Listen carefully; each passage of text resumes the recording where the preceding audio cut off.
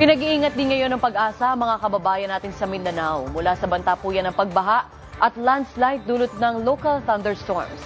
Kasabay yan ang epekto ng umiiral na hangin habagat sa iba pang bahagi ng bansa. Para sa update sa lagay ng panahon, makakausap natin si Pag-asa Weather Specialist Charmaine Varilla. Ma'am Charmaine, may inaasahan bang pag-ulan sa ilang lugar sa bansa? Yes po, no. Magandang hapon din po sa inyo, maging sa lahat ng ating mga tigapakinig.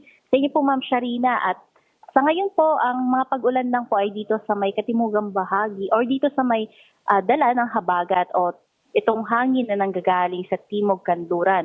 Nakaka-apekto nga yan sa may kanlurang bahagi ng Northern Luzon na siya magdadala ng mga kalat-kalat na mga pag-ulan sa Ilocos Region, Batanes, Babuyan Islands at Zambales. At dito nga sa Metro Manila at sa nalabing bahagi ng ating bansa, including nga doon sa mga areas na nakaranas ng malakas na mga pagdindol kahapon, asahan natin na makararanas lamang ng tsansa ng mga pulu-pulo mga pag-ulan, pagkilat at pagkulog lalong-lalo na nga sa hapon, gabi o kaya naman sa madaling araw. Kaya bayang pag-iingat po sa ating mga kababayan at asahan naman natin sa magiging lagay ng ating karagatan. Wala naman tayo nakataas na gale warning kaya malayang maglalayag lahat ng sasakyang pandagat. At yan ang latest mula dito sa Pag-asa Weather Forecasting Center, Charmaine Varilla, nag-ulat. Maraming salamat Pag-asa Weather Specialist Charmaine Varilla.